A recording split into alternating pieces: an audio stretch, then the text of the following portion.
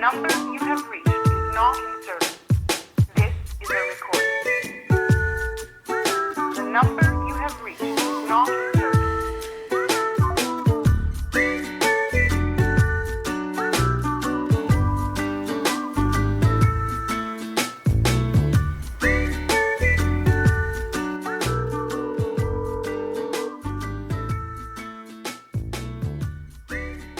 Maddie Grant. Hi, Maddie Grant. My name's Jack. Your number's on the front of this gun safe that I bought from Tractor Supply, so I'm calling it, trying to get into this thing. You can give me a call back, 541.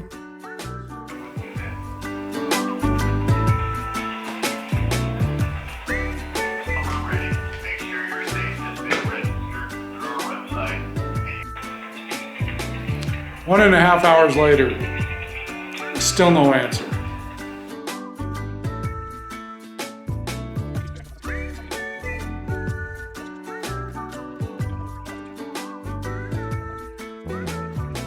Okay, that's about it. I'm gonna go back to being on hold with Winchester. I've got this new gun safe sitting here that I've not been able to get into, and it's been over 2 hours with a looping message.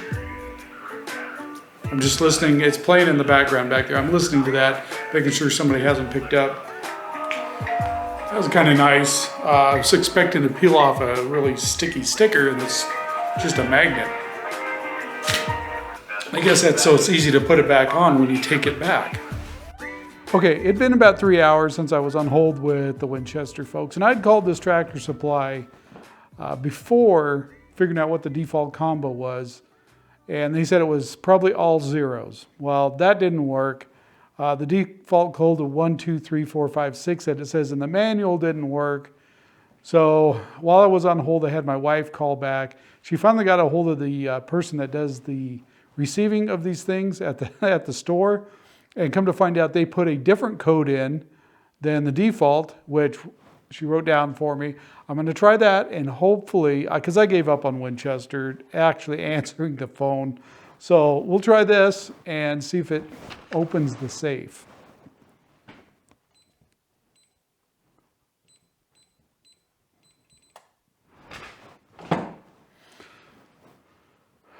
That was a lot of frustration. I'm not sure why they use a different code and why they don't give you the code when you pick the safe up. But we're into it finally. Well, since we're into it, I'll show it to you. Yeah, I mean, it's a gun safe. Well, there you go. Supposedly this is a 36 gun safe, long gun. Now, I don't think there's any way imaginable, unless you had some pretty small rifles, that you'd ever get 36 long guns in this thing. But, you know, that's the way all the safe manufacturers do it. They claim that you'll put all these guns in here. They may have 36 slots, little notches for guns, but there's no way you would ever get that many in here. Shelf brackets. These, I see a lot of great reviews on this safe. That's one of the reasons I went ahead and decided to buy a cheap safe. I hate calling these things safes. They're really not safes, but those are some of the cheapest brackets I think I have ever seen. But this also wasn't a $1,200 safe, so looks like it's not even MDF, it's just particle board.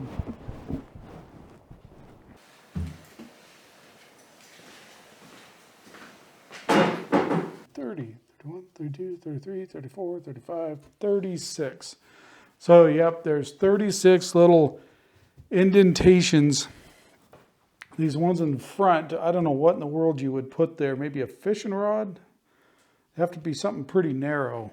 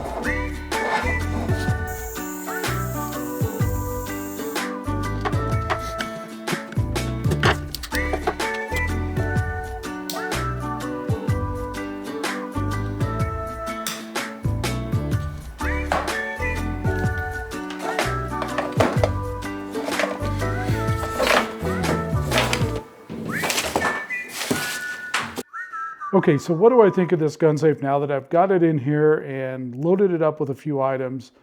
My impression has changed. When I first put it in here, I thought, this is going to be perfect for the price point it's at. It'll be just fine. Well, after trying to use this safe a little bit, my opinion has changed somewhat. First of all, the shotgun arrangement. Now, this is a trap gun. It's a Beretta, I think A400. It's fairly long, but not that much longer than a standard shotgun, and it will not stand upright in this safe. This is one of the reasons I bought a secondary safe, is I did not have room for that shotgun in my other safe, so it always stays in its storage case that it came with. Well, I wanted it assembled and only break it down when I need to haul it somewhere in the storage case, so I thought this would be perfect. Well, as you can see, I've got it kicked out on the bottom down here, and if it's out in front of that divider right there, well, then the door's not going to shut right. So that in itself is somewhat of a problem. So the only way to correct this, and I've seen it on other gun safes, is a notch up here in the top storage area, or I could just take that storage area out, which is one of my options I'm looking at right now. I'm either going to take that out and cut a slot in it and recarpet it, but then you got to stick the gun up inside of that notch, which isn't super convenient, but it's better than that. So that's the first problem I ran into. Second, they call this a 36 gun safe, and yes, there's 36 little notches where you could put something, but there is no way you'll ever get 36 guns in this safe. And I knew that going into it. There was no way you'd get 36 guns. I think 20 guns is being pretty optimistic with this gun safe. Now, one thing I'll tell you right now I completely dislike about this particular safe is this setup right there. Yes, it gives you more little notches, but these front notches, I don't know what in the world you would stick there, because if you look at the bottom, if it sticks out where that shotgun butt is, which if you put a gun there, that's exactly where it's going to go, well, then you're not going to be able to shut the door. So this thing is completely useless as far as I'm concerned. And like the few guns I've already got in here, you can see how much room that eats up. I set that up a little bit because I figured I would use this side to store some ARs on and these shorter rifles, the kids' rifles. But with that plate in there, either way you do it, you have to stick the guns up through there. And I don't know how in the world you'd ever utilize both the back, the front, and the sides of that. It's a complete joke. So what I'm going to wind up doing is coming in and cutting these out. I'm going to pull this material off so I can reuse it, but I'll put another notch or two in this. And this is just cheap particle board is what this stuff is. So I'm going to cut this, maybe make another notch or two in here. Either that, and this is just my overflow safe. This isn't my main one. I bought this just so, you didn't have guns stuck in closets and in corners and whatnot. So what I may do is just move these over there and just put shelves in here and just use it for storage on this side. I may take this top shelf out so I can fit a couple shotguns like that one in there and just have storage shelves over on this side. I'm not 100% sure yet, but so far that's my major gripe with this safe was the layout of it. It's just not very well thought out. This thing is a complete waste of time to put that in there. I recorded an outro before and I started editing the video and I looked at it and I was like, no, I've actually started using this a little bit and there's some flaws with the way that's set up. So I wanted to bring those to light. Okay, so this Winchester Gun Safe from Tractor Supply, the 3645, I think is the model number. Would I recommend this safe to everyone? Well, for the price point, it's a pretty decent safe. It's not going to compare to the Rhino safe that I've got in the house. The build quality is not even close to the same. That one's a USA made safe. It's a better safe. As soon as you feel one of those safes or a Liberty safe that's made in the US compared to something like this, there's really no comparison. The hardware's better, it just feels better. As soon as you operate the locking mechanism on one of those compared to this, you'll feel the difference right away. With that being said, that safe costs, I could buy 3 of these compared to that one. Now that's a bigger safe, but still I could buy 3 or 4 of these compared to, one of those. So is it worth it? Well, if this is what you can afford, this isn't a bad deal at all. I'm not going to rely on this as my main safe. It's going to be the Rhino safe all the way. This, though, is going to make a good backup or an overflow safe for us. The quality's okay, especially for the price point. There's a lot of things that I don't like about this safe. One is the storage on the right-hand side of it, that bar they've got going across there to create more spaces, little notches for the guns to sit in. I think that was a terrible mistake on Winchester's part. It may work for somebody, but I really don't see how it's that useful, especially if you've got pistol grip guns or guns with scopes. That side makes it pretty useless on that side, which is pretty disappointing. And the plastic brackets in the inside, things like that, kind of make me cringe a little bit.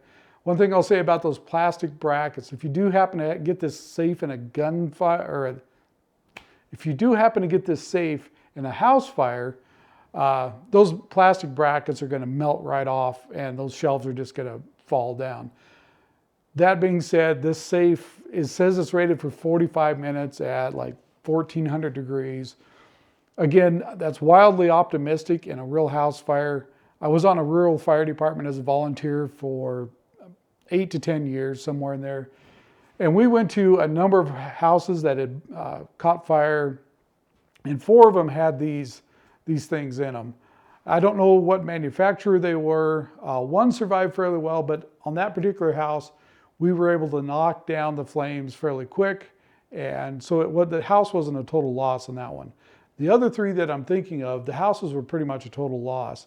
And again, I don't know what manufacturer they were. A couple of them, we helped them open them after the fact. And some of the guns might have been able to be sent to a gunsmith and salvaged maybe.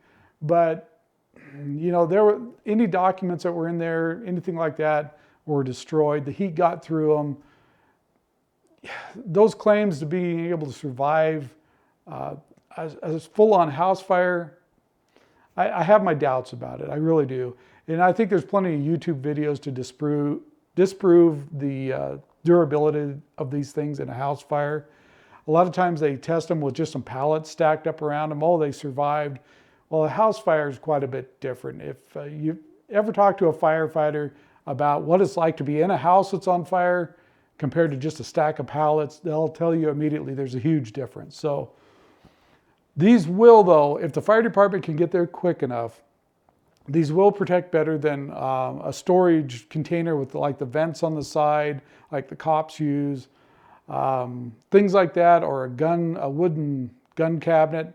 This will be better as long as the fire department can get there and cool it down quick enough. And if you happen to be there and be able to direct them to that area that you want, try and protect that area and keep it a little cooler. Even if the rest of the house burns down, then it might survive and your documents might survive in it. But if it's a full-blown, fully engulfed house fire, these probably won't survive. Now, I've heard of cases that a few of them have, and for whatever reason, that part of the house just didn't burn as hot. If it was me and I was really worried about house fire, I would probably make a little closet to put this thing in and put 2 layers of 5/8 sheetrock on the outside of that closet, put a metal door on that closet, a couple layers of 5/8 sheetrock on the inside of the closet. Then this might survive. But this one, when I drilled through it to put the power in, I think it has 1 layer of 5/8 sheetrock, and it felt like that's all that's in there. So I really wouldn't depend on this thing surviving and your documents being intact. It will still be a metal safe looking object when you're done, but anything inside of it's probably going to be just melted, toasted, burnt. So take that for what it's worth. But that's the truth about these. These are really not, they're fire resistant, they're not fireproof. Okay, I'll quit harping on the fire thing. That's one of my points that really bug me about these. They rate them for all these wild ratings for fire. And my experience with them, they won't survive. So with that said, would I recommend this thing? Well, it's not going to be my main safe. And for what it's meant for me, it's going to work just fine. The price point's pretty decent. The build quality's decent. It's not great.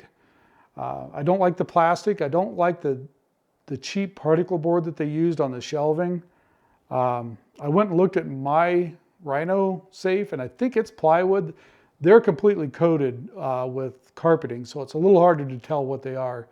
But I peeled the back up a little bit, and it looks like it's plywood. This is particle board in here, so if you put a lot of weight on the middle of those shelves, more than likely they're going to bend down on you. So the rating for 36 guns, just throw that out the window. There's no way you're going to get 36 guns in this thing unless maybe they're the little 22 chipmunks maybe. But again, for the price point, it's a pretty decent buy. If it was me and this was my first safe, I would probably try, after feeling the difference between this and the Rhino and I think it's a Liberty, that's the other USA made safe, I would save up my pennies and wait a little while longer if you can and buy one of those. Or start off with this, save up some money, buy one of those later, make this your backup safe, your overflow safe for your cheaper stuff, and do it that way. If you need something, usually Tractor Supply has these things in stock from what I've seen, and they're easy to get. They come on sale fairly regular. So in that aspect, it's not a bad deal. Let me talk about the Tractor Supply part of this. I bought this online while it was on sale. I thought I would have a chance to run over and get it. The store's 2 hours away from me, and the timelines just weren't working out right. So I called them up and said, hey, can my father-in-law pick this up? He's fairly close by and he can pick it up on his way up for Christmas. And they said, sure. They took his name down, and he showed up to pick this thing up, and they didn't ask him who he was, didn't ask for any ID. If you happen to be in a location, you could have seen the tag that said hold for Jack, and went up front, and it probably said it was already paid for, and you just went up front and said, hey, I'm here to pick up the safe for Jack. They probably would have loaded it up for you too. So that didn't impress me a whole lot. They weren't real help from what he told me. They weren't very helpful when they loaded it. They just set it on the very back end of his flatbed, didn't offer to take the forklift and shove it clear to the front. So he had to manhandle this by himself up to the front of the bed. So that wasn't real good. When I talked to the lady on the phone, they weren't particularly helpful. When I called to see if somebody else could pick it up, they're like, oh yeah, whatever. Sure. Somebody can pick it up. So those parts of it weren't great.